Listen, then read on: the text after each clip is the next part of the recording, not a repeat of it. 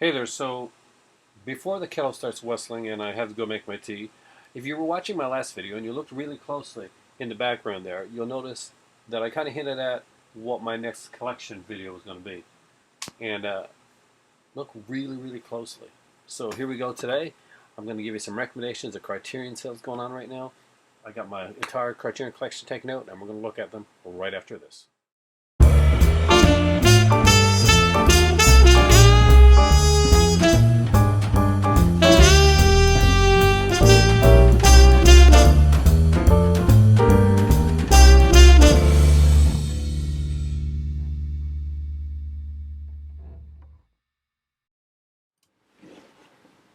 Hey there, so I am back with the Criterion collection, with my Criterion collection, what I've gotten so far. You're going to hear a little bit from my better half until she has she has some stuff she has to do. So we're going to start into this right now. When here's a movie that she kind of recommends or she has something to say about, she'll mention it. I think it's the best way to do it. So these aren't done in like numerological order or any of that type of thing. So we'll start off with one of my earlier Criterions that I got, and that is Peter Weir's The Last Wave. So Peter Weir is an Australian director, and he does a lot of he does kind of trippy, sort of very ambiguous style to his films. Like he lets the viewer decide, and sometimes people can find that extremely frustrating. I don't mind it actually. I kind of dig this one. This is Richard Chamberlain. This is probably one of my favorite of the Peter Weir films. So I kind of want this to get like an upgrade. It hasn't gotten one yet. But do you remember The Last Wave? But I know I didn't mind this one. Next up is a Wes Anderson film, because if you're doing a Criterion Collection video and you don't have a Wes Anderson movie or two in your collection, well, sacrilege, because I don't know if you've been watching these Criterion pickups and stuff lately. Well, at least last year, Wes Anderson was all the thing last year. Was all the rage. Everybody got a bunch of Wes Anderson.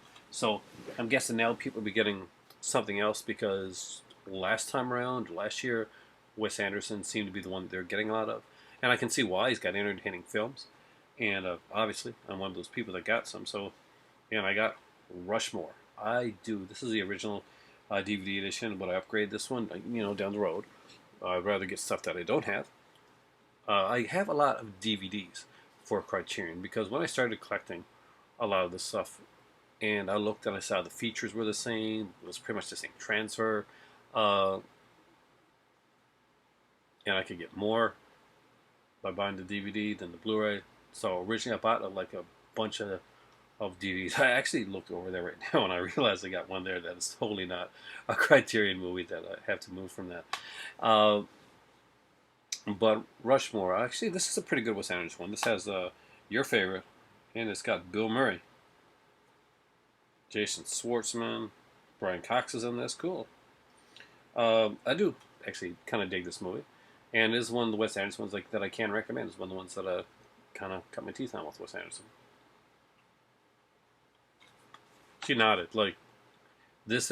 She's not on the screen, so nodding doesn't always work in kind of the oral medium that is off-screen YouTube commenter. Just putting that out there, letting her know. Next up is, yeah, it's another Wes Anderson movie. See, I'm one of those people. When I type it, those people got Wes Anderson. I'm talking about me, because I like that stuff, and I do like Criterion stuff. And this is the original. This is the first one that he did with the Wilsons. So first one did with Owen Wilson and Luke Wilson, and it is actually a really cool one. It is Bottle Rocket. Do you remember Bottle Rocket? This was I actually really did like this one. This is when Owen and Luke, didn't he write this one or work on this one with him? Because Owen Wilson wrote this with Wes Anderson. This was one of the early ones. If you notice, the artwork on this is that's because Wes Anderson said that Criterion could do his movies as long as the artwork was done by his brother. So his brother did the artwork for those. However, I'm looking at another Wes Anderson one, and I'm going to go down a limb and say this. Okay, there's artwork on the inside by his brother. So it is The Life Aquatic. And I don't remember this one as well. It's been a while since I've seen it. Do you remember it? Yeah, it was funny. And she's not. And the thing is, for her to say it's funny, she's not a Bill Murray fan. I'm a Bill Murray fan. She's not a really big fan of Bill Murray. It's quirky, as So any Wes Anderson movie. yeah, my favorite Wes Anderson movie I don't own, and it's in the Criterion collection, and it's about these. What's the name? It's about the brothers. Darjeeling Limited. Darjeeling Limited. That is my favorite Wes Anderson film of all the ones that I've seen, anyway. And I think there was just something about that really drew me to it. I love the setting, the music in that one. I love the actress, the way it was done. But I'm not gonna lie. There's not a Wes Anderson film that I'm gonna come across here that I can say, I don't recommend it. I do recommend Wes Anderson. It's it's very quirky, but when you're getting Criterion and you're getting some stuff that's kind of different, uh, it's easier to get into. Like it's a good starter drug into Criterion over like certain other ones. Like certain things are a little more daunting for for me anyway. Next up is the Royal Tenenbaums, and again, of course, this is the big edition. And just to show you, he still has his brother doing the art on it, which is pretty cool. I like the fact that he does that. Royal Tenenbaums is probably one of the most famous Wes Anderson films, and one a lot of people like realize and like kind of know. Next up is Unibaba. I do like this one. The mask in it did kind of creep me out. This is not the greatest transfer that Criterion has done. It was, I think, it was by BFI or something like that over in the UK. Now that apparently has a superior transfer.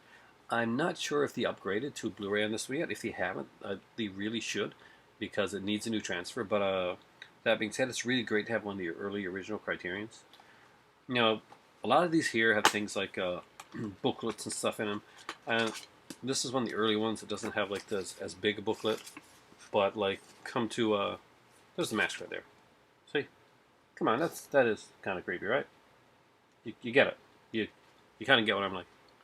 Look at that. See? It's very lyrical. There's not. It's there are words in the film, but it plays like it could be a silent film. Like it could easily work as a silent film as well, and I do like that aspect of it. Here's one that we kind of dug. What we do every time the Criterion is on. We're not getting anything this time around because she's going away, and I'm going to be living the life of a poor bachelor for about a month, which would be a lot of going to work, coming home, and watching some of these movies, catching up, and reviewing them for you guys. So we always picked something that was kind of experimental. Something the other didn't know anything about, or something that looked interesting and was different. And this was one of these. And it actually has 23 films. And it is Science is Fiction. 23 films by John Panleve. So it's the DVD edition of this. There's a Blu-ray edition as well. Very big book. But 3 discs. We watched a few of these actually at a time, and they were fun. They were kind of like, when you got those like what do you call them? Those they were done by those Disney type of like nature films. In a kind of in a weird sort of way, this kind of reminds me of that. You're losing me. What? I need to get the collection. Oh yeah, remember? Yeah, we spent a long time looking for and collecting and spending a ton of money to get all the Disney tins that came out. The Disney, like, the animated tins, and like Zorro and stuff like that. So it's also out there somewhere, like, was it 3 or 4, I think, and it's got like Disney nature documentaries on. And she is searching hard and long for those. She's a very big fan of this type of stuff. But back onto the Criterion train again now. She's thinking about that already. No eBay for you. Science is Fiction is actually really good. I would recommend this one. It's very fun, and the thing is, it's some of these are like kind of short films, so you can watch them in increments. You don't have to watch everything at once. You can have like a blast. You can put it on the background type of thing too, and it's very well done. It's very well shot. something that I wouldn't probably would have like not thought about buying if it wasn't Criterion. I mightn't have even like noticed it, but the fact that the Criterion name like really kind of brought it to my attention, and this here, like, I love the look of it. Uh, but then again, this is the type of thing that I would pick up, like, because I like the quirky documentary type things. But it's you know, you can see how science It's changed. and also how it's a precursor to nature documentaries and science documentaries. This is one of the first people who used the camera technology of back in the day to make movies about science. So you have things about filming underwater,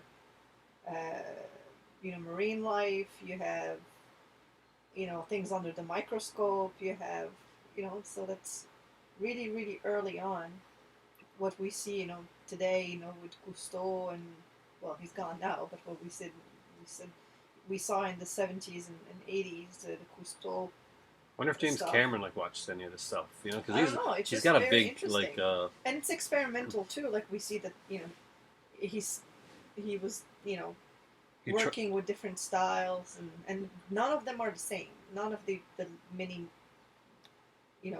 documentaries / movies are the same. Now the thing that we did watch on it, there's actually 169-minute like a documentary on him. That's my cousin, who's just telling me that there's a new MacGyver series coming on this fall, which I am aware of. But we'll talk about that some other time when we talk about fall TV shows. But yeah, I gotta agree. It was a precursor for all this. She does this so much better, but she won't come on camera.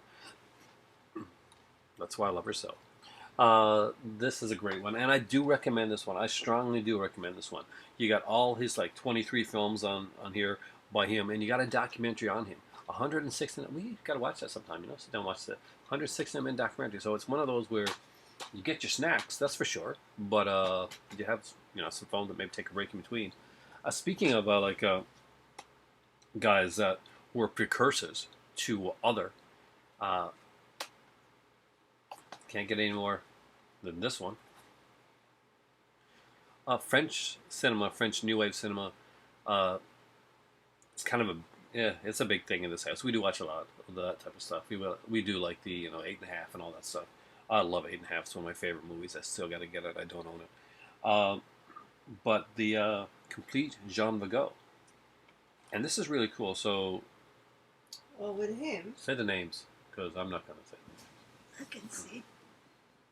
Oh, à propos de Nice, Tari, Zéro de conduite et La Talente. The guys, the big guys, like who would you say are the biggest guys for the French? Who would you consider like the big, like forefathers for? Well, he's the grandfather of the French New Wave. Yeah, because he's not part of the French New Wave because he died early. Yeah, well, he died very early. But that's pretty much what he did. No, this is what he did. Yeah.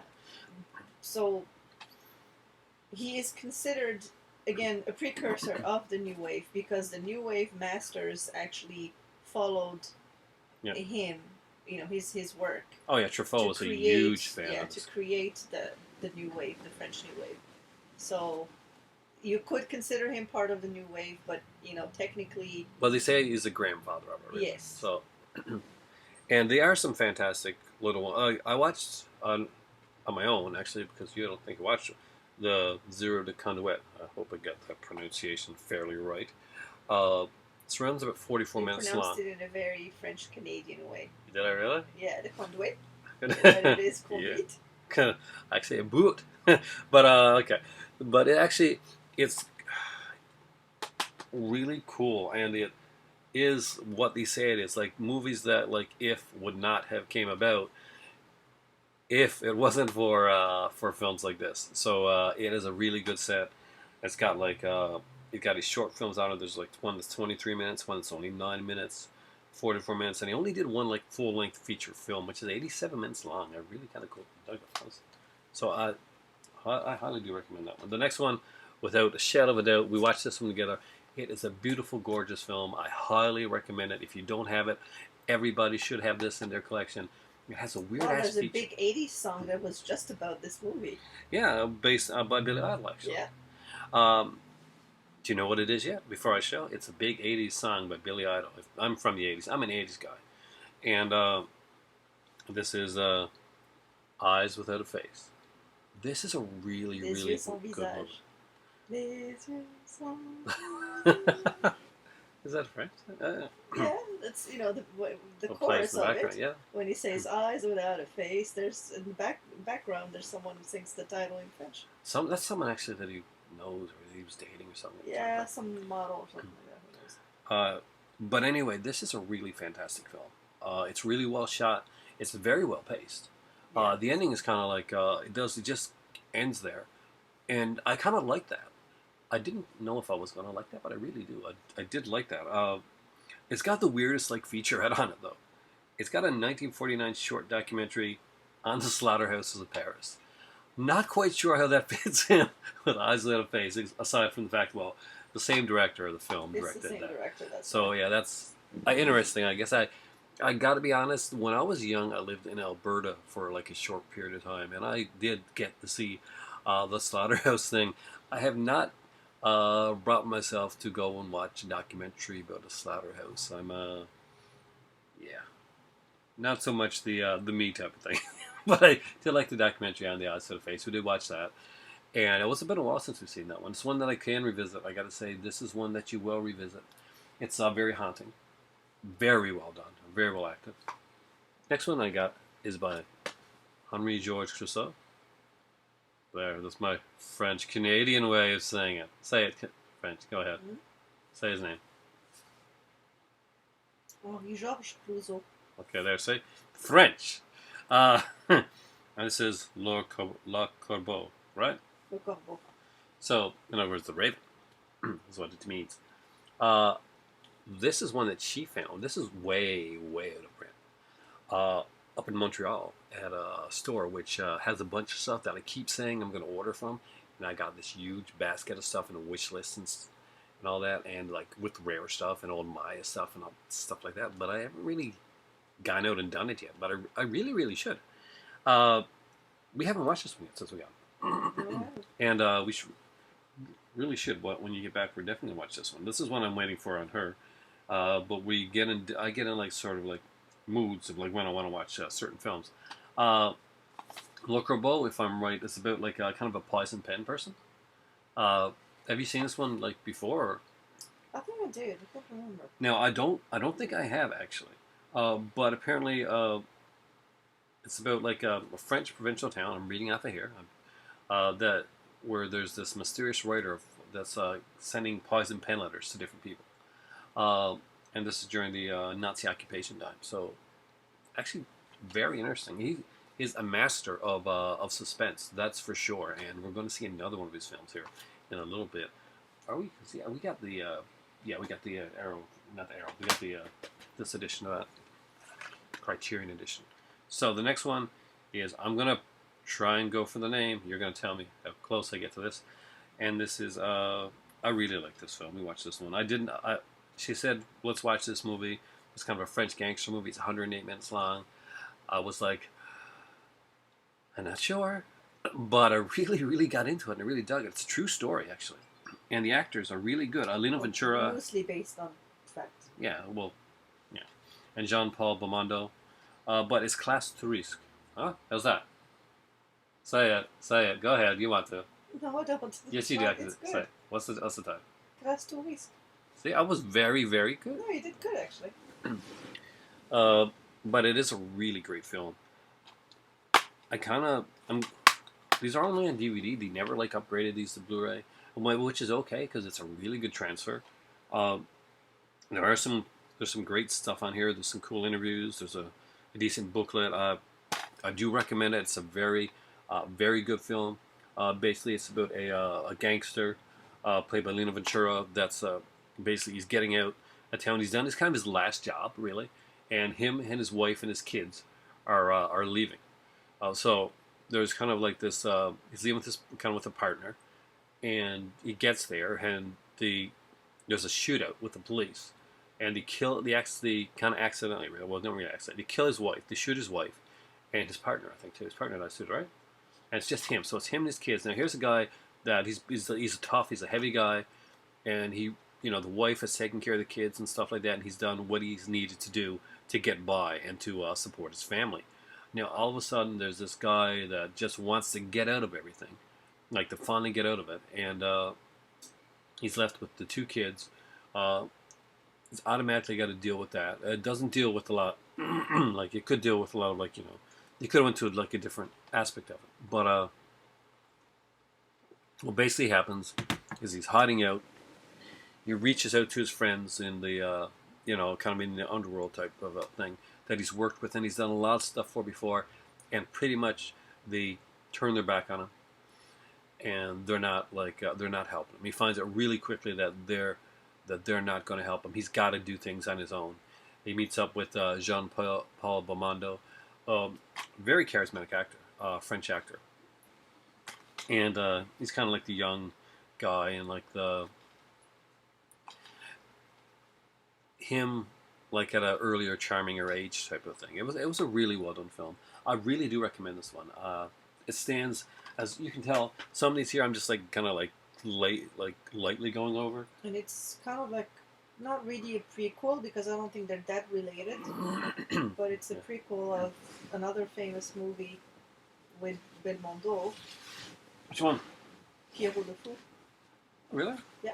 So is that the same Because the character? character, yeah, it is Yeah. Pierrot le Fou. So yeah, if you've seen that one, check out this one. Next one, just pronounce it because I can't. Le Deuxième Souffle. Yeah, Le Deuxième Souffle. Yeah, I totally knew that. It's by Melville. Again, this is another one of the. I think is this Lino Ventura in this one as well? Yeah. Yeah, again playing the criminal because he did like that's what he was. He was kind of like the. They call him like the Humphrey Bogart, like the French Humphrey Bogart, right? Yeah. And No way.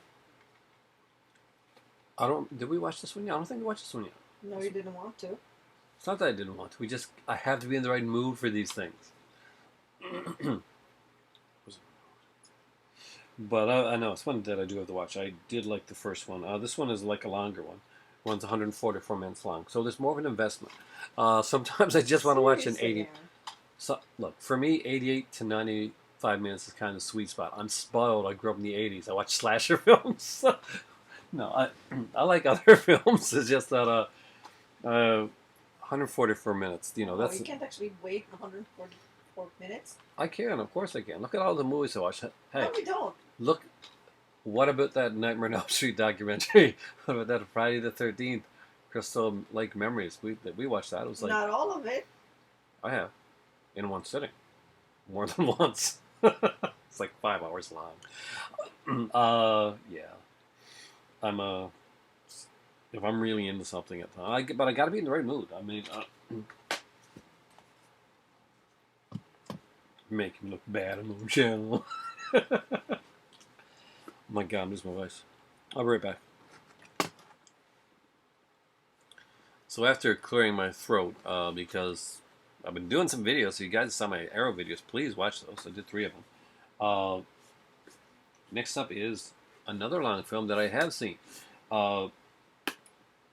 This one runs 207 minutes, so go me. And it is Akira Kurosawa's Seven Samurai. It's a classic. It's not something that I really have to tell you that it's a movie you should probably get. If you're into this type of stuff at all, you probably already got Seven Samurai. And also the, kind of the remake of it, which is, of course, is... Honey? She's totally not listening. Like, here I am, doing all this stuff, and she's like, totally, she's going on Tuesday, and she's zoning me out tonight. How shameful. Seven Samurai. Magnificent Seven, was the remake of Seven Samurai. Yes. Many movies have been taken from Akira Kurosawa. Kurosawa was a fantastic director. People love to talk about Kurosawa over and over again, and for a reason. I mean, like your favorite one is which one again? Well, one of the ones you saw when you were young, the one that really inspired you. Um, without even knowing who he was. Yeah, I just watched it and was fascinated. And that's Kajimusha. that was your first Kurosawa. Hmm. That was the first one you saw. Yeah. Like, do you remember? My first We first one. owned it on VHS. I don't know who got it. My dad, Well, most likely. we had like a video, like we had a corner store, and we got a lot of VHS and stuff like that, but none of it came in cases, and some of them like kind of had the stickers and stuff put off. So actually, the first Kurosawa that I saw, that I remember, now the other I may have seen other ones, not just realized it was Kurosawa at the time, because then I wasn't like looking at the director. I was just like engulfing and like just taking in all these films. Was probably Rashomon, to be honest with you. Uh, Yeah. and I do like the film. I don't own it, but My favorite now, yeah. having grown up, and uh, is Hidden Fortress. Really? I absolutely love that movie. You are just such a fan of Star Wars. No, it has nothing to do with Star Wars. Outside of the fact that, yes, but Are you it has nothing serious? to do with me liking Star Wars. You watched that one recently on Hulu again, didn't you? Too. Like last year or something Yeah. like that. Hulu. Well, now Hulu's going to be going with like kind of the Criterion. The Hulu and Criterion do stuff together, but Hulu's going with TCN to like do their own streaming service, which I'll definitely be looking into. This one was one that we picked up. I knew it was going to be like a good movie. It's by Ernst Lubitsch, but I didn't know it was going to be as good as it was. I did not know Jack Benny was going to be that good of an actor. This was Carol Lombard's last movie, and I didn't know that when I picked it up either. But to be or not to be, this was a fantastic film. Yeah, it was. It had some darker aspects to it. It still managed to deal with the comedic aspects very well. Everything about there's nothing about this. This is a flawless for me. This is this is a flawless film. There was like not a scene in this film that seemed to be wasted. Every frame on here I loved, and it was funny. There was there's some suspense in there along the way. When he goes in to the Nazi officers, remember? Yeah. I don't want to give too much away with this one here, but if you're looking for a Criterion that's going to be something that pretty much everybody can watch, and this is a great film. It's set in Nazi Germany.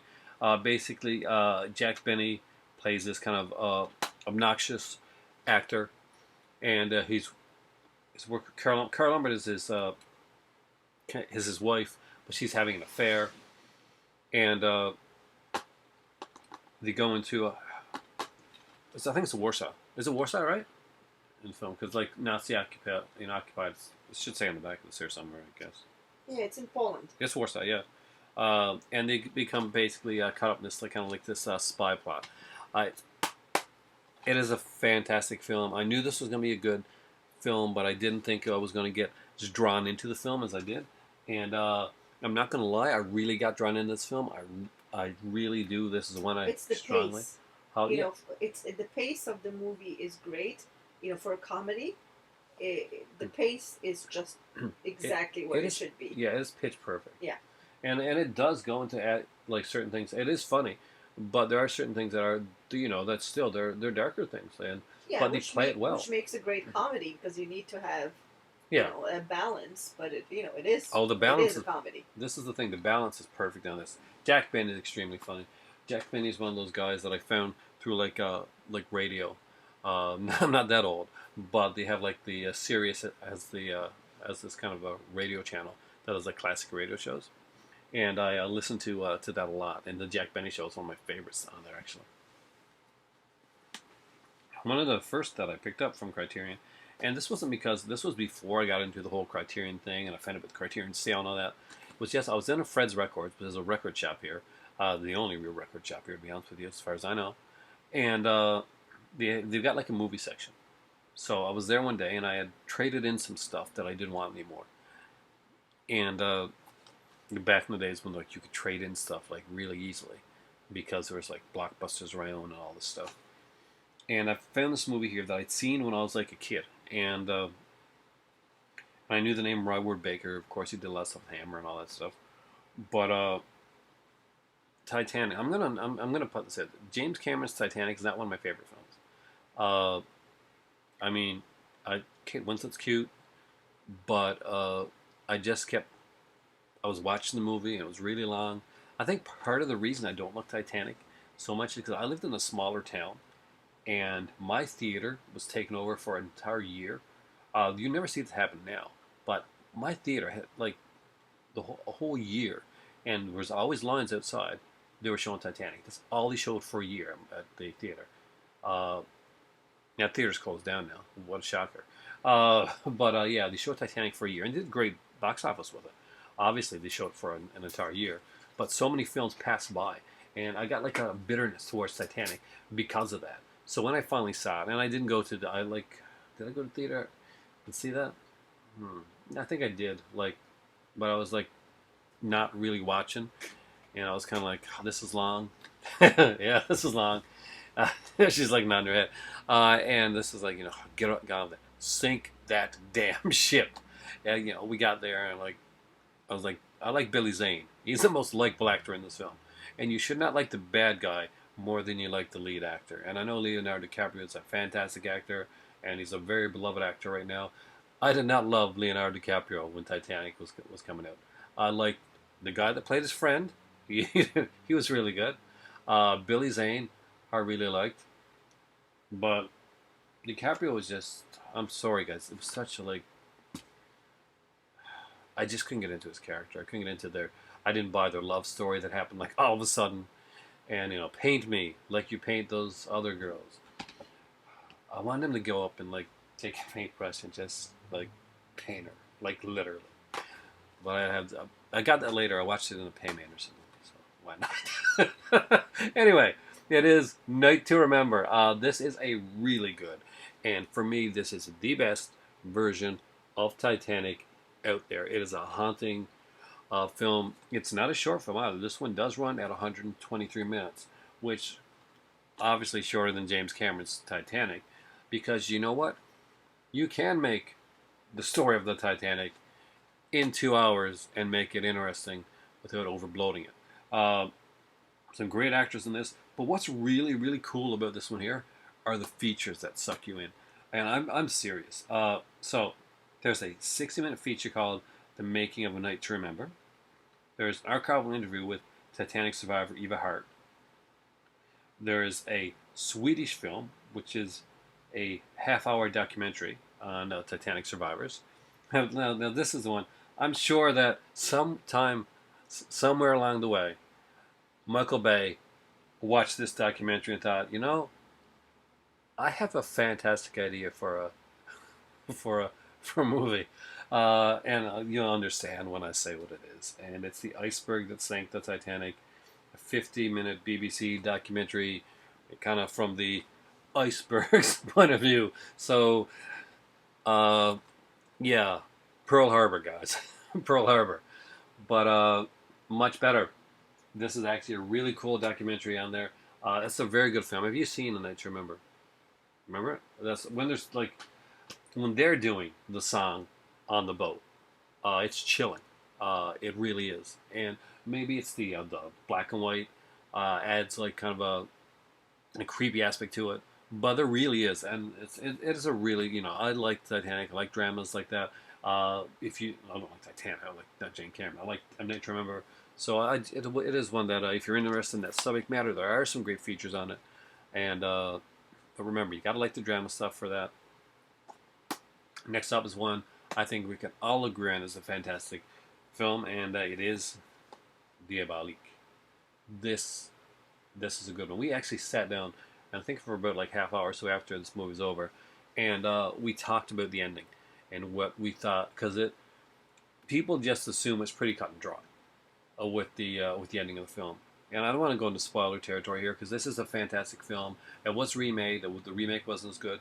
Uh, it's an interesting watch, but it's not the half the film that this one is. And a lot of this here, when you watch it now, Some of it'll seem like slightly cliched, but here's the thing: this is the original. This is like everybody else cribbed from this from this film, and so many people did. Like Hitchcock, there's so much greatness in this film here. The actress was one of the actresses, the good girl. She was the wife of the director, Henry George Clouseau, and she was his wife, and she was a sickly woman, and she died at an early age. Actually, she didn't last a long time. This is one of the films that she was in. Now, who played the other girl? Because she was very famous. It's like totally I'm blanking on it. What's her name again? Simone something. Because Vera Clouseau, right? And there's Simone Signore. Senior. There. Yeah, she's very famous. Yeah, and very beautiful too. The guy is incredible as like the heavy in that one. You wondering his name? No, but Simone Signore, I think she ended up and spent a lot of time in Vegas. No. Is it her? I'm trying to. The actor, the heaviness, Paul Maurice. How do you pronounce that one? Huh? Paul Maurice, is it? Paul Maurice, yeah. So he's actually the detective in that the other film, the one that the 147 one that she's nagging me to watch. He's actually the detective in that film with Lena Ventura. So he's the heavy in this one here. This is there's some pretty fantastic scenes. If you watch it, like really look at the ending, and with the I'm not going to give anything away, but the boy that gets punished for lying at the beginning of the film, near the beginning of the film, tells the truth, and the boy says something again at the end of the film. Mm-hmm. And the way I took it was that he was still telling the truth. There's more to it than we realized. No, I confused her with somebody else. Did you really? She's a fantastic actress. So she's a beautiful woman. Yeah.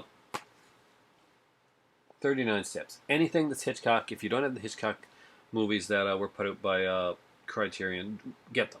They're the early Hitchcock stuff, and they're really good. This is like, of course, it's one of his films. He had kind of like a running motif, literally, like a running motif where it's kind of like this, the guy that's innocent goes on the run. The 39 Steps is a great one. We actually listened to a radio adaptation of this here on Sirius Radio. Actually, I feel like I'm like a commercial for Sirius Radio right now, but I have no affiliation with Sirius Radio. I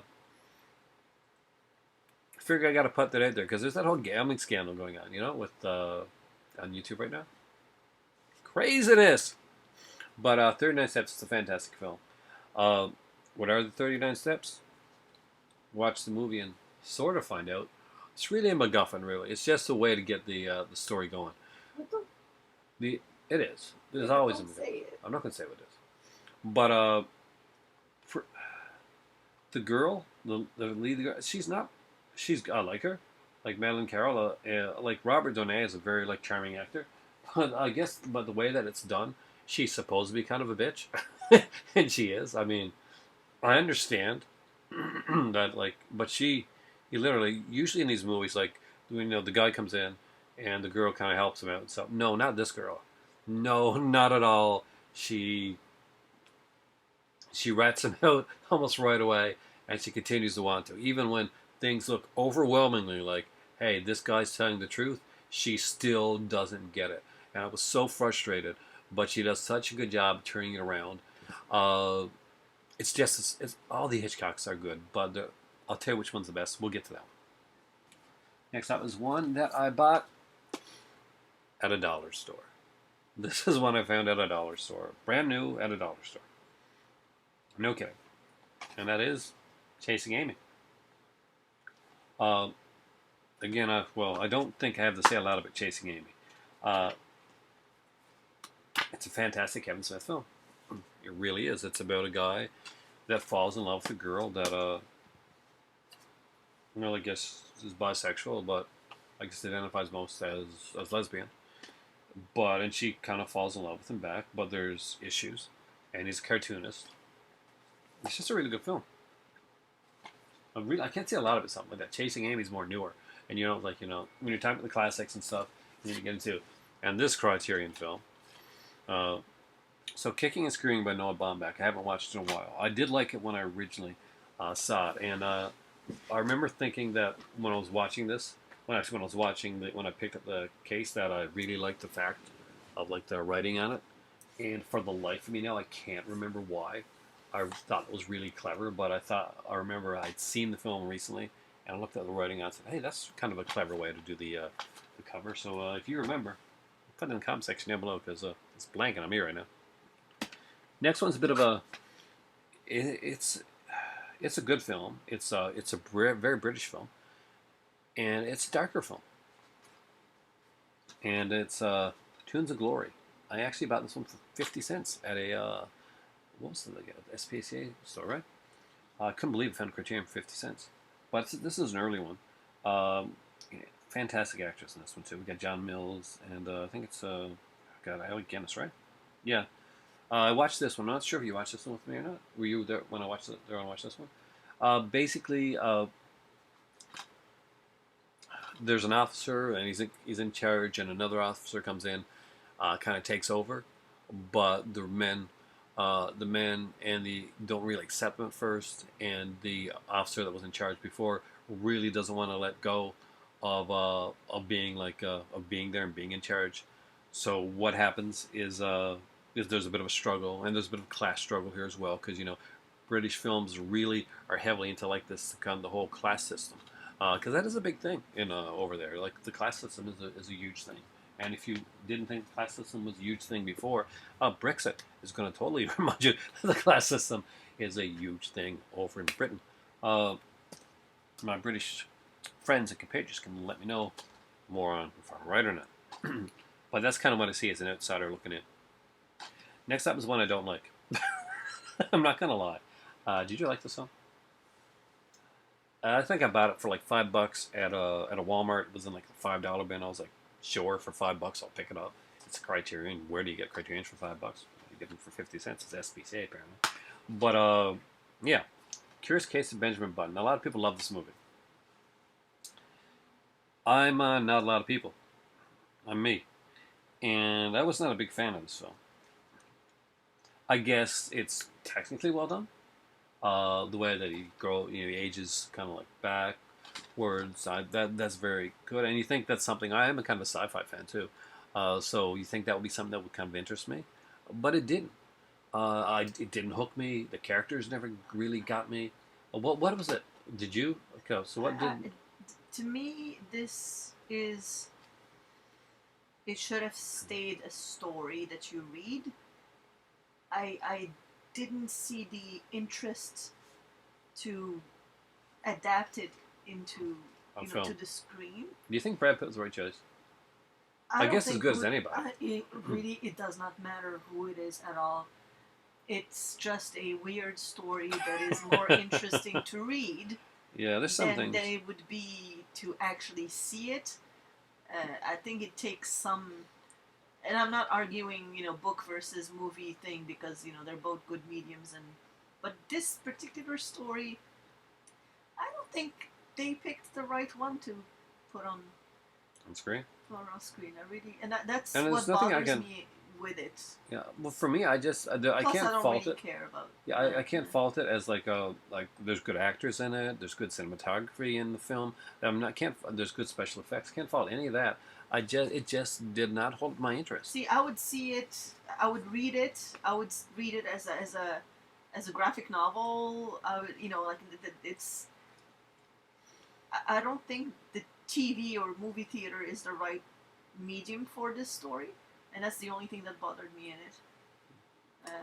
I couldn't get into it. I just couldn't. It didn't interest me. All the qualities something that would interest me. The actors were really good. I do like that style of story. I found the characters for me they fell flat. I never really because it was not meant to be a movie. It was meant to be read because when you read it's not. I don't think the story is that. It's pretty flat. The story itself is, you don't look into the characters that much. And I don't know. I think to me, it's the medium that bothered me. It I should just thought have been the that character. medium. I just thought the characters themselves were flat, and I Yeah. think they would have been flat in any medium. Uh, No, but from, you're more lenient when you're reading a book well, or a story or a graphic novel because you do the rest. Your mind does the rest of the yeah, homework. but you can project things more into like in certain mediums than you can in others. Yeah, well, And the that's thing is why that movies maybe well, not the right maybe that fit. needed more ambiguity then, or maybe needed something like else that it doesn't have. There's a missing link there that stops this from being what I would consider a very successful adaptation. Obviously, a lot of people uh, don't agree with me on this. A lot of people love this Oh film, yeah, but well, good for them. yeah, Yeah. I'm not one of those people. You know what I do like? House. Yes, House. This is batshit crazy. You have to watch this film. So, I'm not gonna get his name right off, but Nobuhiko Abayashi made a movie in 1977 called House. Apparently, around the time I think Jaws had come out, and they had given him the money to make a film to kind of to rival Jaws. This has nothing to do with that. It's kind of a ghost story. You got a cat, you got a piano that eats people. Um, each character has their own like color. Uh, look,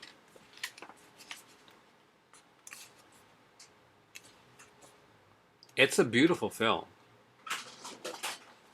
It is batshit crazy, but it is a beautiful, beautiful film. Recommended, but it's a trippy film. No, it's a trippy film going in. It's a Japanese film. It's a trippy film, and you know, it's just different. Next up is a film that I really love, and I could watch over and over again. Actually, put good artists in this one. Uh, it has who I consider one of the all-time masters of the cinematic form, and there's been much talk about him over the years, but not recently, and I think that's a shame. I think that people that are making cinema, that are making films today, really got to go back and relook at the stuff that he's done and just really like study it because it deserves to be studied. Uh, and this is one of the greats, and it is Charlie Chaplin's Modern Times. I dug this movie a lot. I mean, this one is about the class struggle. This one is about the Great Depression. Uh, Chaplin didn't want to do films in with sound originally. He tried to steer clear of that, but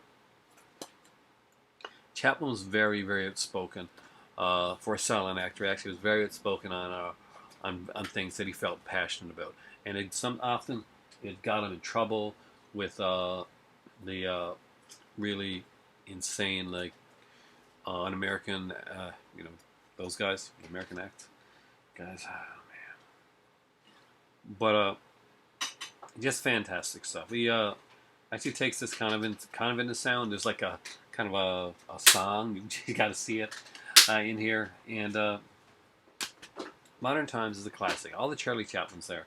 I don't have many of the Charlie Chaplins from Criterion, but I will tell you one thing right now: they are damn good films. You cannot go wrong with any of the Charlie Chaplins that's there. Some are different than others, and I will have one that's very different, and I'll get into that one.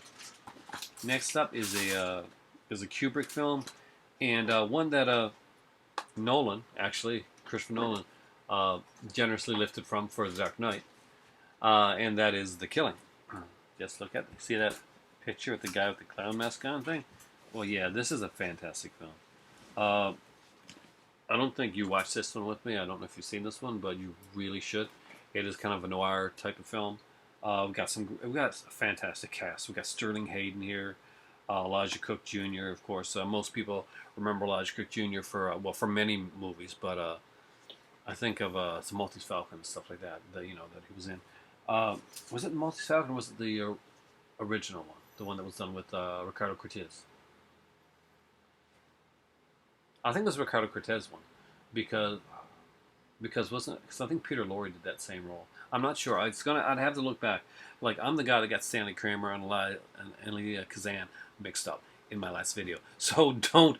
This has been one of those weekends for me. Just one of those days. One of those days. It is a fantastic film. The Killing's a great film. Kubrick, and if you love that style of film,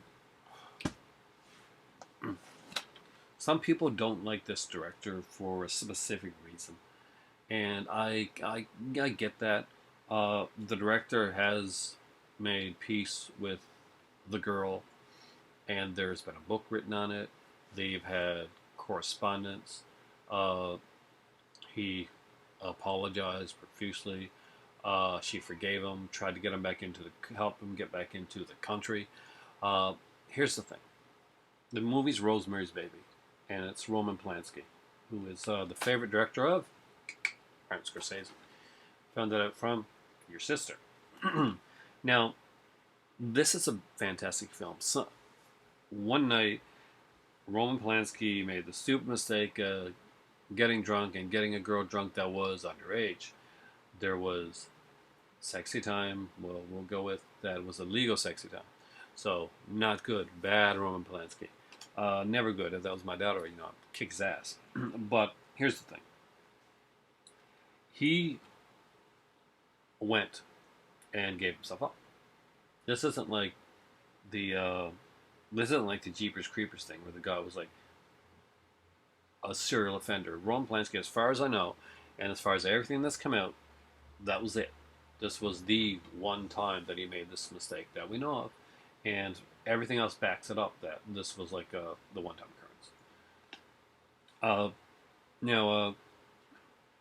He went in and he felt bad and put himself on the mercy of the court until he found out that the judge at the time was pretty much a showwater type of judge and was talking to both sides of his mouth and said yes, we're going to do this, and then was going to make was going to make an example because Polanski was famous.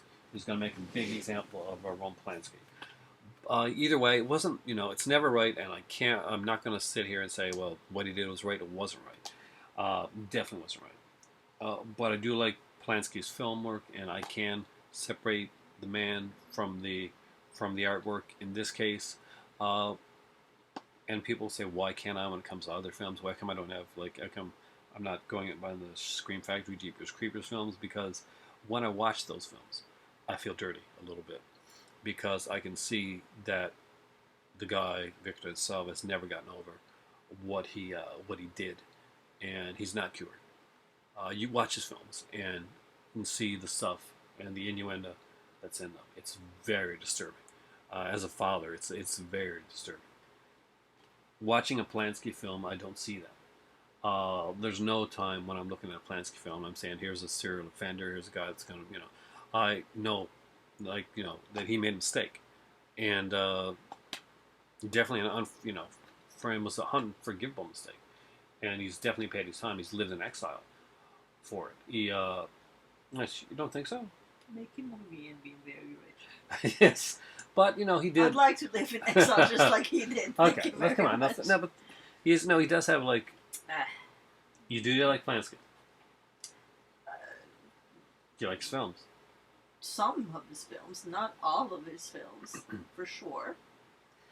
Now, you're not going to see me, holding a Polanski banner and waving it around, that's for sure. This is a great film. This Rosemary's Baby is a great film. I love this one all the way through. I was not always big on a lot of. I like The Omen, like Rosemary's Baby. I wasn't big on The Exorcist the first time I saw it. It's a fantastic film, but it was like a second time around that I really got into it, and I like The Exorcist 3 a little bit more. I know that's sacrilege to a lot of people. Scream Factory is actually putting it. I'm very excited about that. But Rosemary's Baby is one of my favorites. John Cassavetes, who became a fantastic director, actually is in this one here. He plays the husband. Ruth Gordon's in this. I'm pretty sure Ruth Gordon's in this. Mia Farrow. It's Ruth Gordon, right? Yeah, Ruth Gordon. It's a fantastic cast. And what's even better, Maurice Evans, who a lot of people know, of course, from many films, but Planet of the Apes, Ralph Bellamy. Just an incredible film. And there's some great features on here as well. We got a documentary called Comida. It's a feature-length documentary on a jazz artist. that like made the film. So I do recommend it though. Sorry, I got off the tangent rant about the whole Polanski and that's the sell thing, but people try to, and I don't think that this is correct. And you can give me that you can justify DeSalvo by bringing up Polanski. That's the argument that comes up every time somebody says, "Well, I'm not going to watch Jeepers Creepers because Salva repeatedly raped a kid and filmed shit like that." And they say, "Well, what about Polanski? Are you going to watch Polanski then? Aren't you a hypocrite?" No, no, I'm not. And if I am, you know what? I think I'm good with being that type of hypocrite. I think I can deal with that. That's one I'll take. Beastie Boys, yes, they put out a Beastie Boys one. It's great though. It's got a video anthology. You've got some fantastic stuff. Intergalactic on here, Shake Your Rump, Gratitude, Something's Gotta Give, Sure Shot, Hey Ladies, Looking in the Barrel of a Gun, Body Moving, So What You Want, Sabotage is on here. There's so much great stuff done with different camera angles to watch the videos in. There's even like a guide in here and like kind of how to watch it. This is like a big set. There's like a lot of these are done like they do different video angles, different audio tracks. Just really, really cool stuff. Only thing missing, Fight for Your Right to Party. What the heck? That's a fantastic song. And the first Beastie Boys song that I remember, I think it was the first hit, really. But Beastie Boys are one of those groups that transcended and went on and did so much. It's a shame now, they're not all around anymore. But they did so much amazing stuff. This one is one that's a favorite of mine, and I think my better half is actually a really big fan of this one too. I'm actually a big fan of the guy that the movie is based on.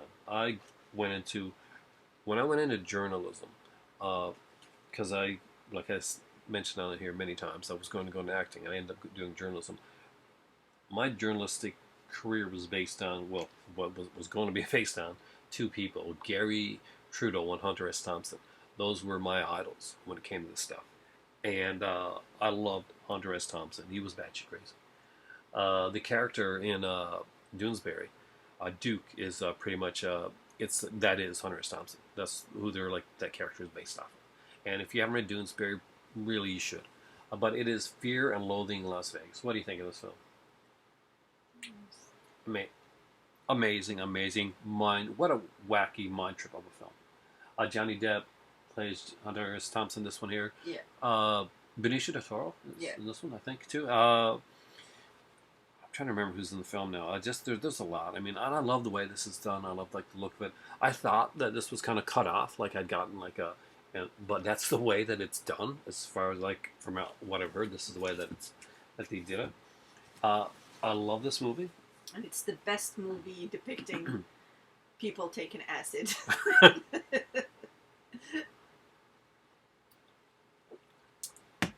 I do not know a lot about that. I have one experience. Youth. Stupid youth. Professor Pin says, say no to drugs. There. In all seriousness, watch this movie instead. There you go. Don't take acid. Don't do the devil acid. Watch Fear and Loathing in Las Vegas. You get all the acid trip you want right here in this film. Mom, Dad, this is your anti-drug message right here. It sort of is. Yeah. You see some scary shit. We're not gonna lie there. It's an amazing film though. Two people of note have played Hunter S. Thompson in films. Johnny Depp for, of course, the more famous Fear and Loathing in Las Vegas. Bill Murray in Where the Buffaloes Roam. Johnny Depp was a huge fan of Hunter S. Thompson, as was Bill Murray.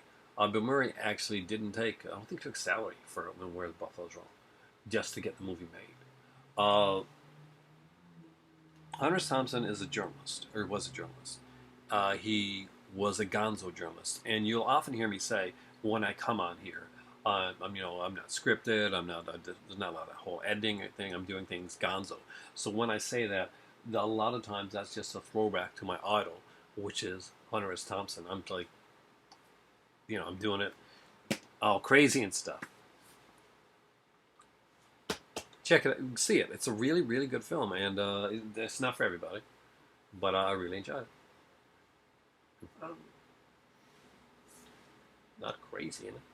If you like Johnny Depp, and like good Johnny Depp, not like Johnny Depp yeah, now. this is good Johnny Depp Yeah, for sure. this is not Johnny Depp. We're like, I think I'm gonna play Keith Richards for the rest of my freaking life. Johnny Depp, we're making a Willy Wonka movie. So you want me to you want me to do Michael Jackson? Johnny Depp, what the heck happened to you? Lone Ranger, what the hell? Godzilla. Let's get on a good topic. Godzilla. Gojira. Favorite of my sons. My son is a huge Kajai fan. And 4K Cinema HD. Fantastic guy. Good friend. And he does like these videos that shows New York. You used to live in New York. So when she saw like some of his videos and it was showing the New York area, she really, really enjoyed that. That was something that we definitely watched together. And he's a big Kajai fan. I hope I get them at Kajai, right? So, ready? Are you ready? See this? See this? Okay, this is cool.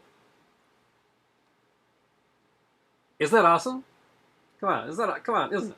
I'm like a 5-year-old, but look, this is so. I have had this for like over a year. 2 years. 2 years, really, yeah. And every time I open up, it's the same thing. It's like, my God, it's Godzilla. Come on, it's cool. It's cool. It's got like this kind of cool like booklet to it, like some amazing like art and write-ups. This big picture of Godzilla like coming out of the water, and one more time. We got it. Can you do Godzilla nice? I can't remember to do it right now. But look at that. That is awesome. I'm sorry. Own this movie. It is really, really. It's really good. I love Godzilla. I'm not gonna lie. Yeah, I'm a big Godzilla fan. I like all of them, the cheesy ones, except for the American Godzilla. Not the new one. That was okay.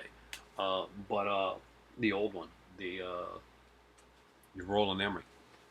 The freaking cartoon show was better than the movie. I did a review of this one actually. Oh, my kitty cat. Purple Noon. That's the Alain Delon, right? Yeah, I actually really like this movie. Smokey agrees. Yeah, see? Anyway, so this is based on a Patricia Highsmith story called The Talented Mr. Ripley. This is the kind of thing like that that Hitchcock wanted. He didn't get it, but he actually got Patricia Highsmith's next film. And that was called, next film. He got her next book, Strangers on Train, which is one of Hitchcock's greatest films, in my opinion. His greatest film, in my opinion, is Shadow of a Doubt. That's my favorite. But Purple Noon is the original story of the Talented Mr. Ripley. If you like the movie Talented Mr. Ripley with Matt Damon, who I thought did a really good job in it. I thought Philip Seymour Hoffman did a fantastic job in that as well. You're probably going to like this. I enjoyed it. I thought it was a really fun film. It's one that one of the first Criterions I actually watched and reviewed and really kind of got into. Next up is Ministry of Fear by Fritz Lang. Anything by Fritz Lang is fun. But this is kind of like this is a spy story. Ray Milland is in this one. There's an interview. That's pretty much. It was a pretty bare bones one. It's one that the DVDs they did and made it. There was like DVD and Blu-ray, and it was kind of fairly bare bones editions. They have a few of those, but just like really good films, great like transfers and that. Ministry of Fear is definitely one you should check out. Remember when I said there's different Charlie Chaplin films like away from like the actual Tramp one? Well, I'm going to try to get the name right here. She'll probably tell me if I didn't. But Monsieur Verdot. Monsieur. Yes. Monsieur. Verdot. Don't pronounce the R at the end. It's silent. Monsieur. Okay. Why do you say monsieur? It's not a sh. It's because a sir. Monsieur. Monsieur. Monsieur. Learning French with Aaron and Hind. Thank you. Thank you very much.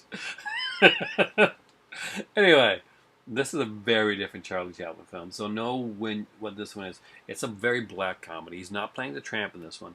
He's a bank teller that gets by marrying rich elderly women and killing them. It is a statement on. Should I get into this? It's a political statement. Watch the movie. See his speech at the end when he talks about who the real killers are and who's really done the damage, and you'll know exactly what Chaplin was going for when he made this film. Got him in a lot of trouble. I really like it. Next up, I don't think I've seen this one yet. I'll be honest with you. We got it. So there's a few. And this is not a long one, so she can't say it's because it's long. It's 89 minutes long.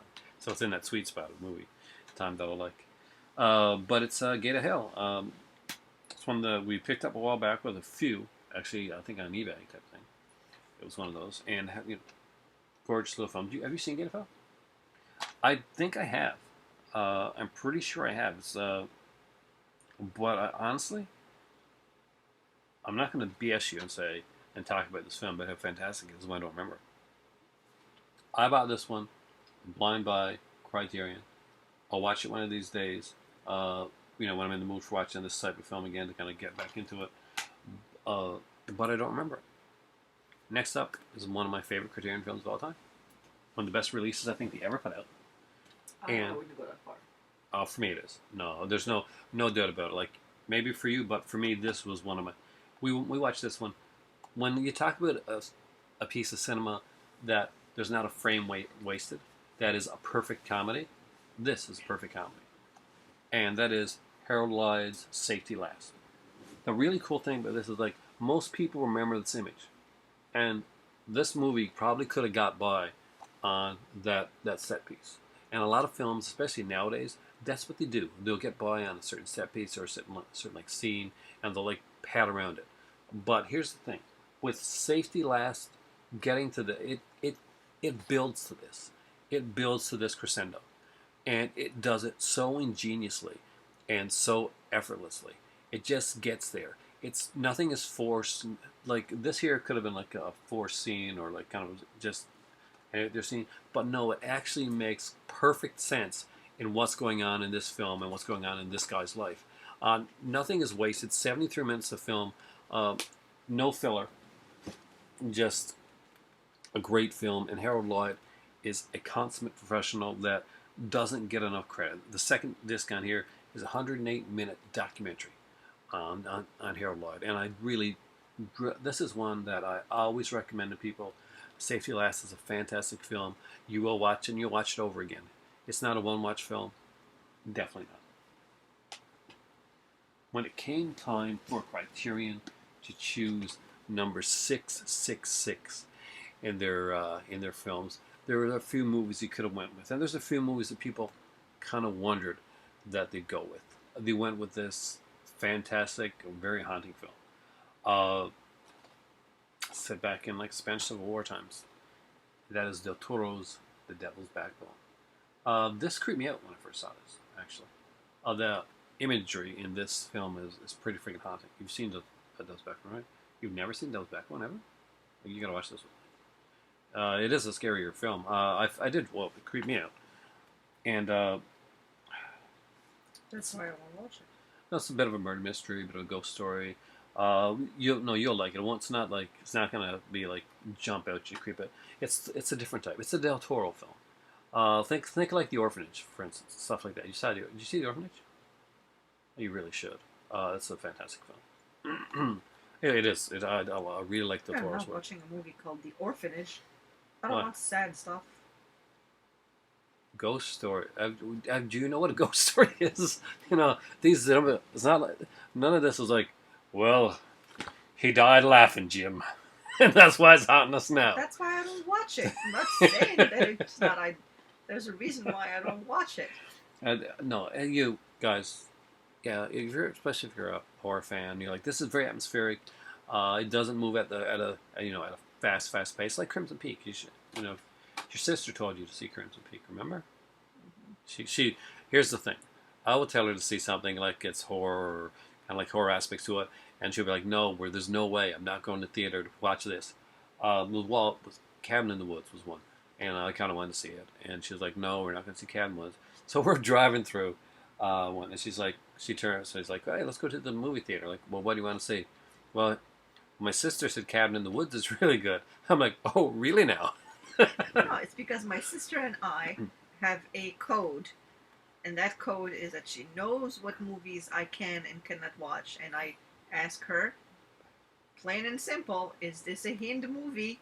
I And she actually tells me, I think yes, you can, or no, don't go. I think by this time in our relationship, I absolutely, I have broken the Hind code. absolutely do not trust you one bit.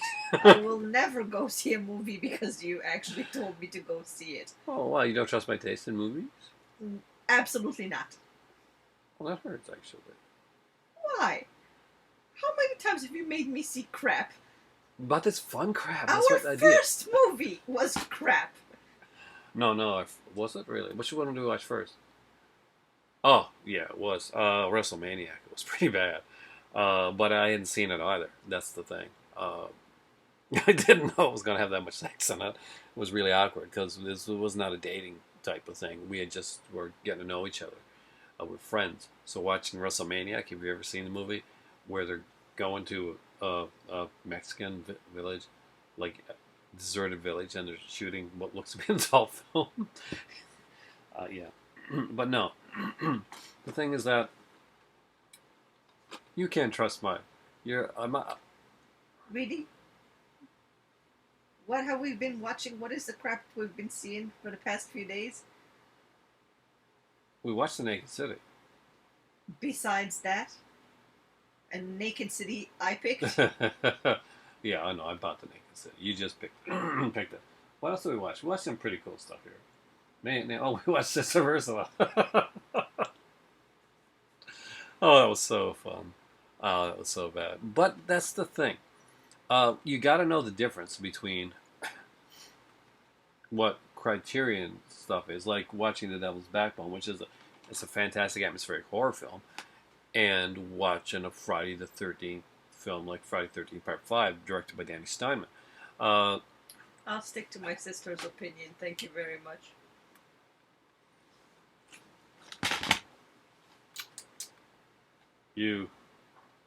I've seen some of the stuff you guys watch. It's not all good. Well, I'm going to say something that's going to end this part of this conversation right now. Lady in the Water. That's a Hind film. I still don't get that. I tried watching it afterwards. I tried watching it on my own.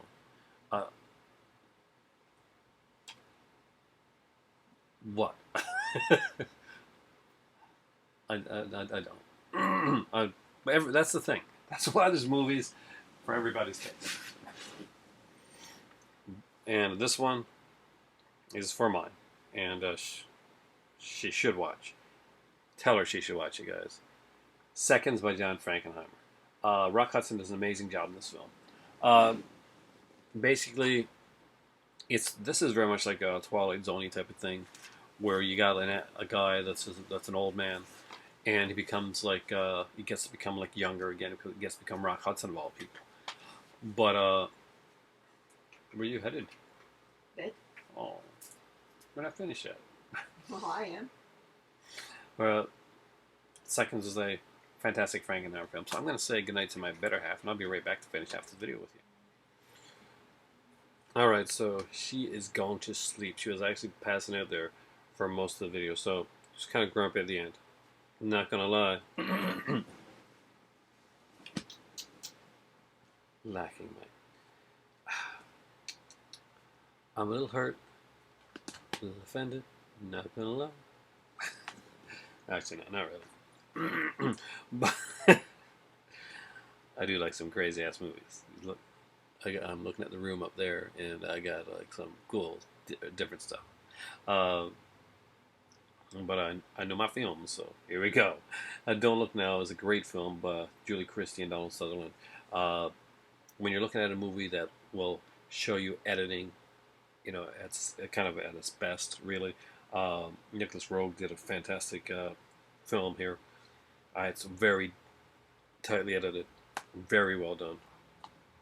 And when there's movies, I'm like, I watch this movie. Uh, you want to get interested. You're interested in like getting into film and stuff. There's certain movies that you should watch. This is one of those films. The actual scene, the love scene between Donald Trump and Julie Christie. Well, there's rumor that was real, and I know that for a while, Julie Christie was dating Warren Beatty, and they pretty much he wanted to get the movie blocked because he thought that she was kind of cheating on him on film. So yeah, that's the thing. And as you can see, they started at this point to do these very lame fold out things, which is kind of cute here, but it doesn't take the place of an actual booklet. It's Criterion. I'm sorry. No. No. Bad Criterion. Bad. Bad boy. Bad Criterion. Next up is one of my favorites, and that is Black Narcissus. Fantastic film. So wonderfully shot. If you haven't seen this, please do. It's an amazing movie, and it's basically these nuns go up to this, like, God, what's the area again now? A dip of cars in this one. No, she is. Yeah, she stars it. Of course, Carolyn Pressburger, so you know it's going to be great. Cinematography is going to be amazing. Got Cardiff doing the cinematography. Basically, go up to this place to like kind of like turn it around, and it's like it's a fairly doomed prospect of what they're going to do, and that's like seems to be like pretty blatant right from the beginning. Things happen, and it's an exciting story. There's a bit of like there's some intrigue. There's like one of the nuns, won't say who, but she kind of goes a little insane, and she's a beautiful, beautiful actress, by the way. Just incredibly well done. I love this movie. I remember watching the special features afterwards. I literally engulfed, like, I just took this movie in. It was one of those films it was just amazingly beautiful, and really, it's really, you see this one and it seems kind of unassuming, but it's a really good film. Next up is one of the more recent ones that I got on the last sale, and it was Valerie and Her Week of Wonders. It's a different film. It's a short film done. Oh man, I haven't watched all this one yet. I know I started to watch it one night, but it was like late at night. I was feeling kind of tired. From what I saw, it's a very trippy film and very beautiful film. So one of these days I'm gonna sit and watch the whole thing. Then I'll tell you more about it. Here's a movie I can tell you lots of it because I've seen it many, many times. That is Brian De Palma's Blowout. I'm a huge fan of Blowout. This is a fantastic depiction of the film right here. Love John Travolta and Nancy Allen. This one, John Lithgow is chilling in this film. There's a second film here, Murder a la Mode, as well. But this is a great film, and it kind of harkens to the whole like Teddy Kennedy scandal back in the day. Did he or didn't he? He's a sound guy and he's worked on a horror film. He's looking for a scream. The actress that's doing the movie doesn't have a good scream, and you got to have a good scream in a horror movie. Yeah, you know you do. So he goes and he does it, and let's just say by the end of the movie he gets a scream. It's chilling. It's a really, really good film. It's got a real cool fake at the beginning, and for me, it's one of John Travolta's best films. He did great stuff in Pulp Fiction, but for me, it's also one of his best performances. I just really did like that movie. M by Fritz Lang. I don't think I got to say much about that. It's a Peter Lorre film where he plays a child killer, and it's Fritz Lang and Peter Lorre. If that doesn't sell you on this one here, I don't know what can. It's a darker film. It's a good film. Of course, it goes without saying it's a well shot film. Speaking of ones that has like kind of like really great kind of like ahead of its time editing and stuff. F is for fake. This one was going to originally buy the DVD. This one that came out on Blu-ray, and I sat down and watched this actually a couple nights ago. It is incredible. It's amazingly interesting. Basically, it tells the story of and it's a 77-minute film. And starts it out and he tells you, I don't want to, I can't say. He just does some very clever things within the film and in the framework. He does the framework extremely well. It starts off telling this tale of a famous art forger and how the guy that basically wrote the book about the art forger, about the, talked about this great, faker, did these fake paintings that were just as amazing as the originals.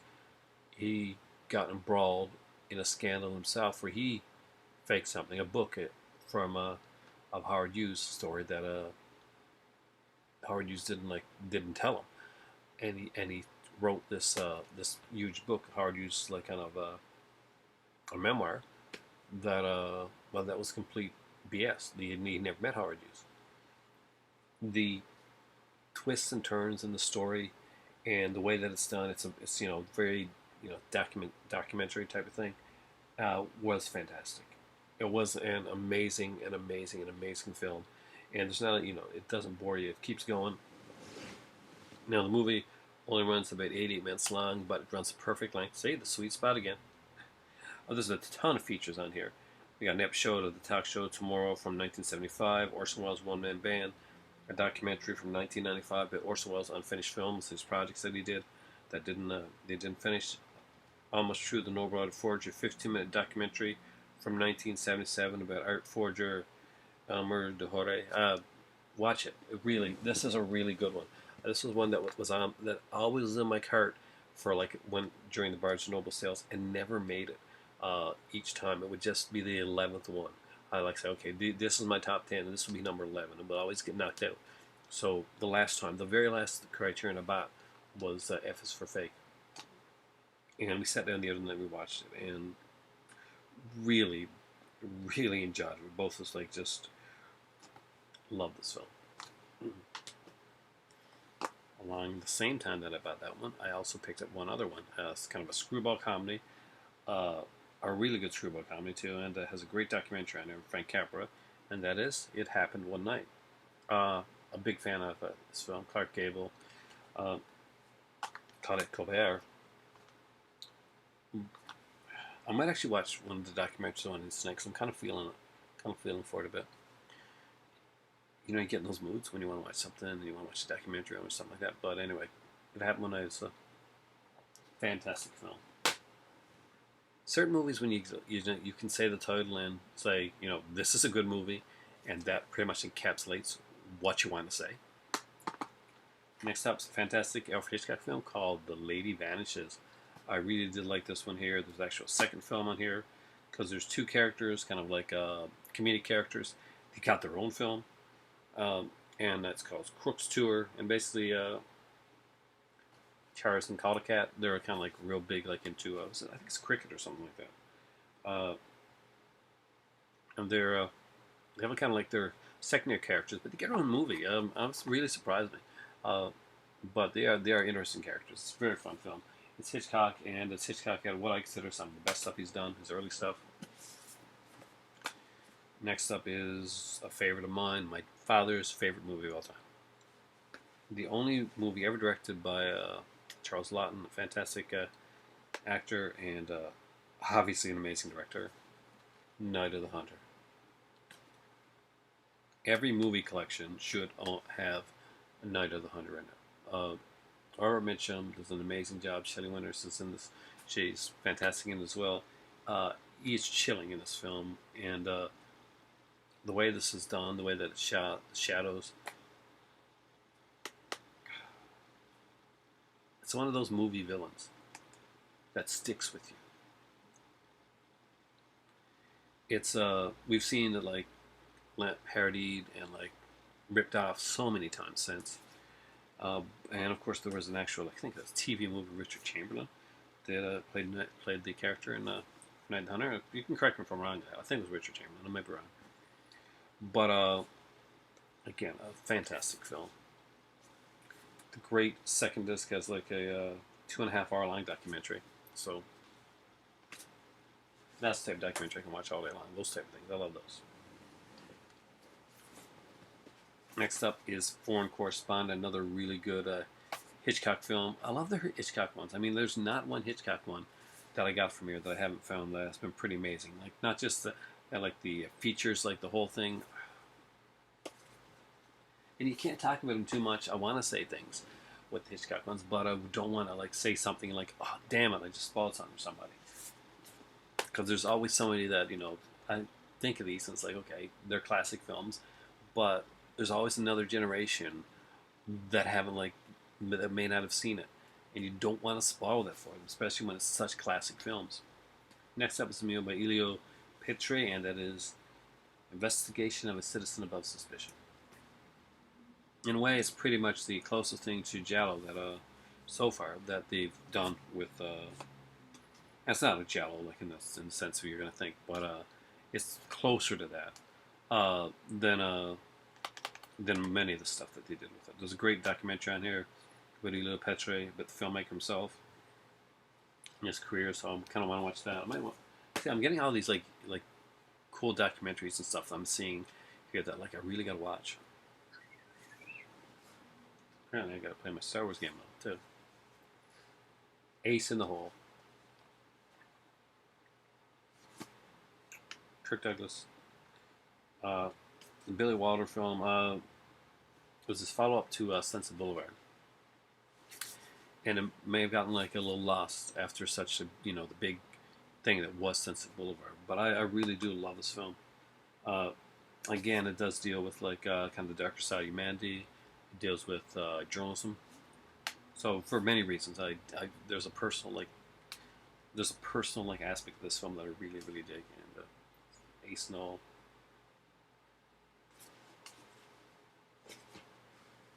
Next up is one that not everybody loves, and I can understand why, but I do love it. It's a Cronenberg film, and it is Scanners. It is it's a seminal film. There's like some really big important things in this movie. Michael Ironside is fantastic. That being said, the lead actor in this is he's very dry. He's very lifeless in many aspects. He kind of said though that's kind of what he wanted to play the character like. Uh, that was his choice for the film, I guess, but not like I was kind of okay, but I can see why that would like draw some people out of the film.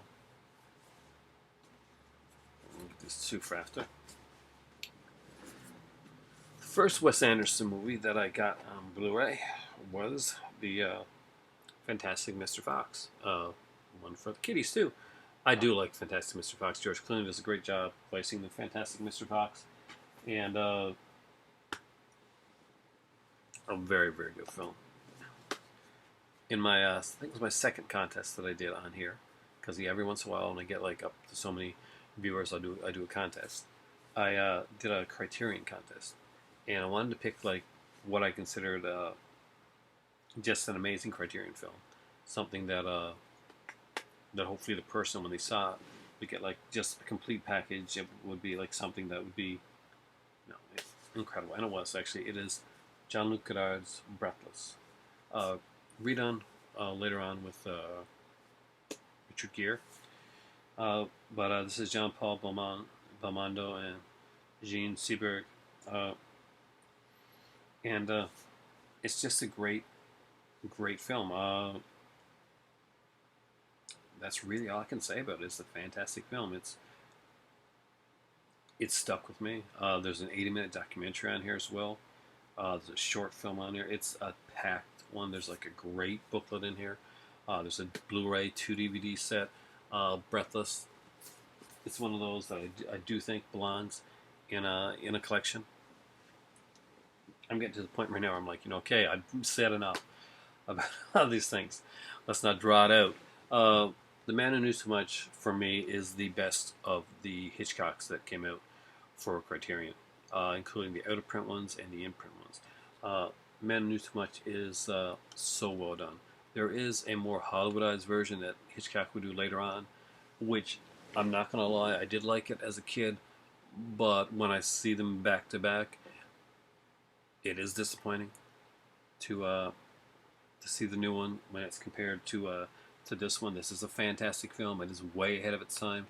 It has a lead actress in it that just is incredible and a strong. They play like a very strong female lead in this one. I love this one. I love everything about this film. Uh, Again, it ran like 75 like white knuckle minutes. There was not any waste of time with this. It was great. It was just this is the if you're gonna pick up one Hitchcock and there's only one Hitchcock you're gonna get this time around, get The Man Who Knew Too Much. It really is that good of a film. There's nothing bad that I can say about that one. The Criterion that I love, the Criterion that means like the world to me, and that is Kiss Me Deadly. This is one of my favorite films of all time. When people like talk about like their favorite films, Ralph Meeker's Kiss Me Deadly, the Robert Aldrich film, is one of my favorite films. I love the kind of pulpy, noirish feel that has to it, and there's a great documentary on Mickey Spillane here as well. It's gone black again. I hate that. I really do. How long have I been talking here?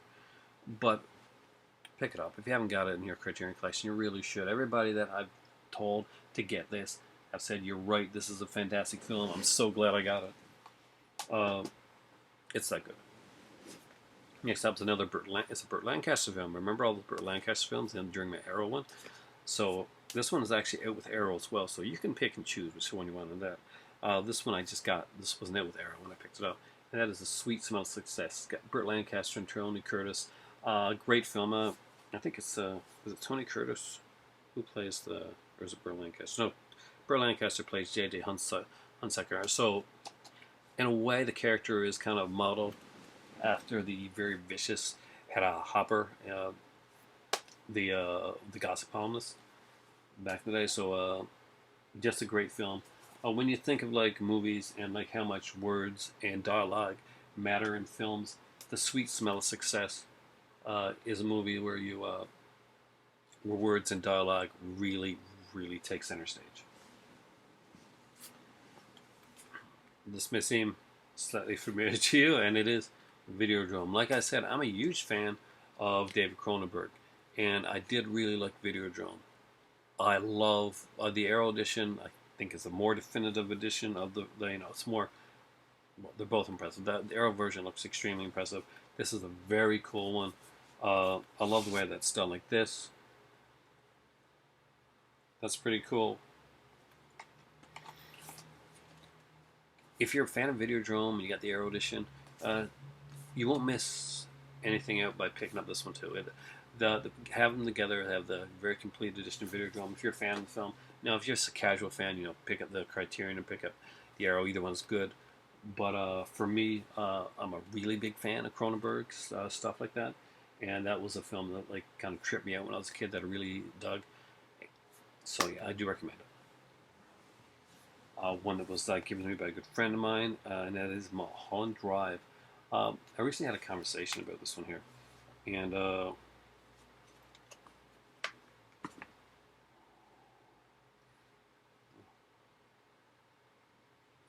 just got to put something in.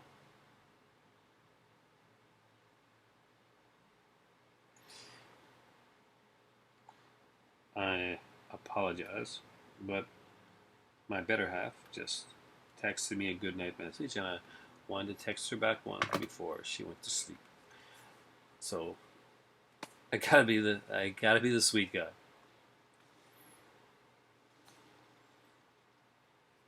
And anyway, Mulholland Drive. It was. Some people say because it was meant originally as a pilot for a series to be like on the next Twin Peaks type of thing, that they thought it shouldn't have come out, it wasn't finished, it wasn't done. I thought Mulholland Drive was a brilliant film. Now that's just me. Not everybody is going to get into it the way that I did, and I understand that. Some good friends of mine don't even want to watch it because of the fact that it is sort of a film that is that was a pilot, and I get that. But I am a huge fan of Lynch, as you guys know. I like Cronenberg. Like I do like some of the trippier directors. And Mulholland Drive is a great watch. Naomi Watts does a great job in this. Uh, Laura Herring.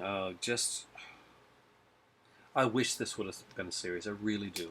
But it still works for me as a standalone film on its own because of the type and style of work that Lynch does. That it comes back to that. It comes back to that ambiguity again that Peter Weir works with so well, and I think Lynch does so well. Kind of that strangeness. Twin Peaks is one of my favorite, if not one of my favorite series of all time. Uh, and I did. Yeah, I even like some people didn't like the second season. I did like a lot of the second season. I know they went off some crazy directions with that, but I did enjoy it. And I know that he was like fighting against what some of the networks were wanting to do, but I could see the sparks of genius that were there that were Lynch.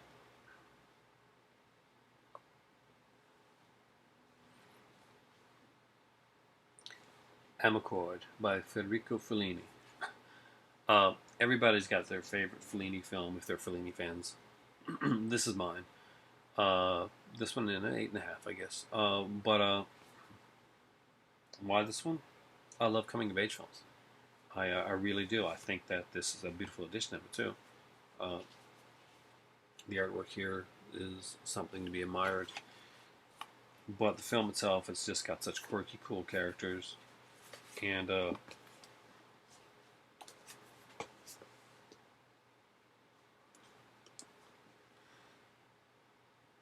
don't know. It's just one that kind of sticks with you.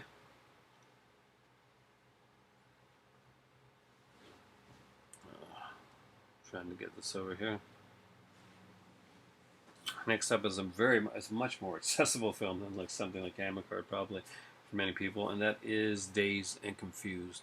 I love this film. No, I was watching Logan Toxic's video recently, and he got the I guess the spiritual successor to this, also by Richard Linklater, set I think in the '80s, and Logan Toxic gave it like high praise, and I trust his opinion on that there.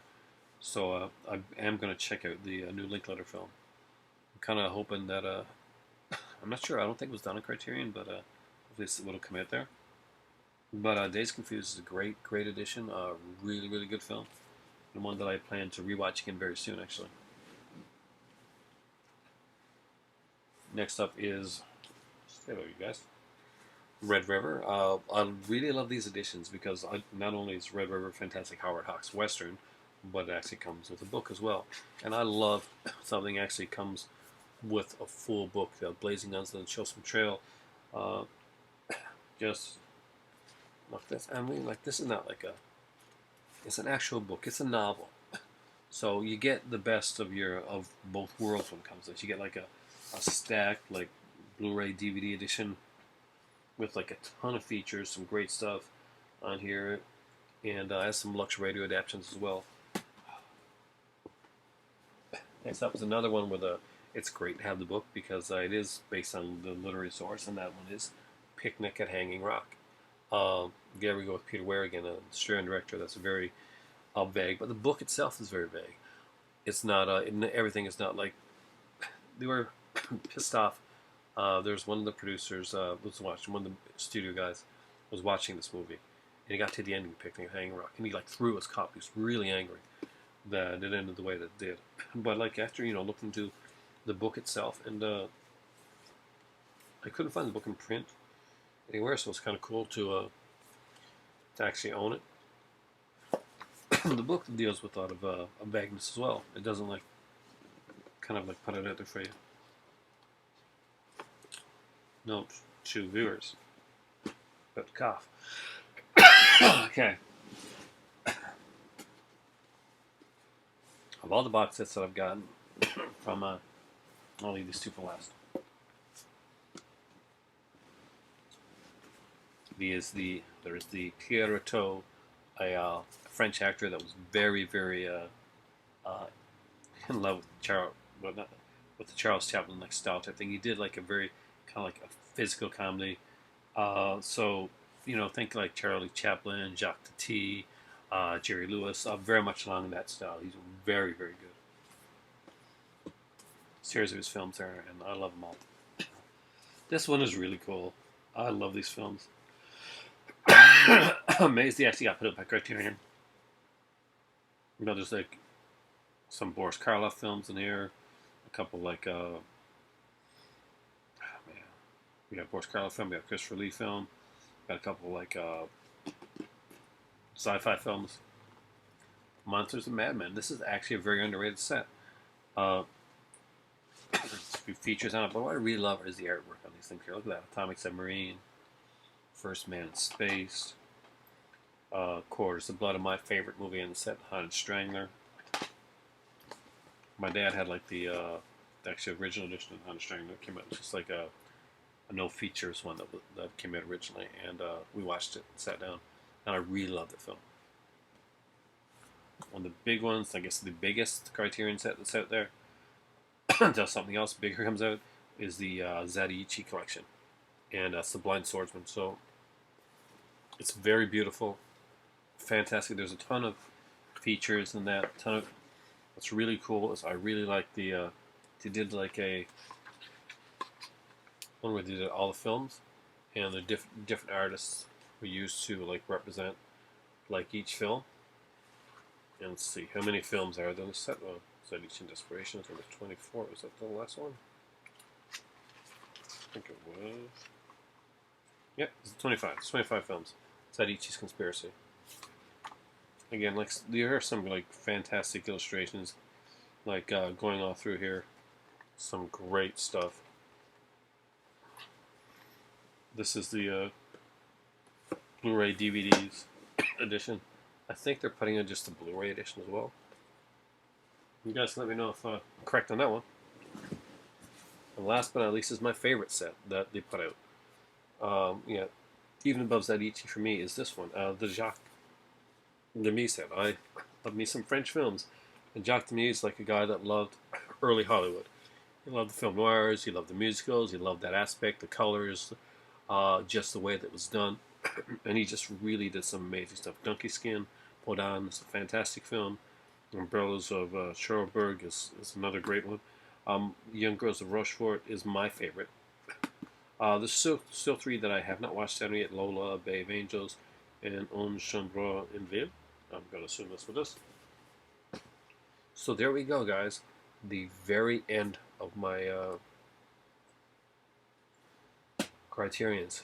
Hopefully you found that at least a little bit interesting. I'm going to start coughing soon, so I want to get off here. But guys, thank you so much for watching. I am Aaron. My better half Hind stayed for at least over half the video, and I really thank her for that, because I know she was very tired, but she wanted to like get in some. She wanted to talk as well.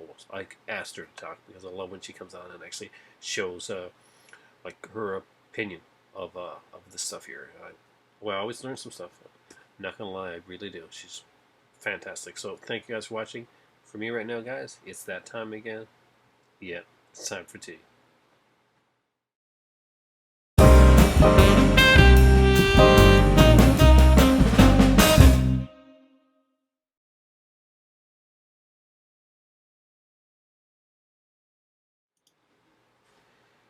Hi there, and unlike my last one, there was a lot of stuff in there and a lot of stuff to talk about. I just wanted to say that if you've been following the Arrow videos that ones that I put out recently, and you saw the and you actually sat and watched through all of this, I want to thank you sincerely from the bottom of my heart. I'm glad you're enjoying these here. There's lots more to come, and way more collection videos. Come on, kitty, have to go to sleep now. So do I. Thanks for watching, and kind of thirsty, so it really is time for tea.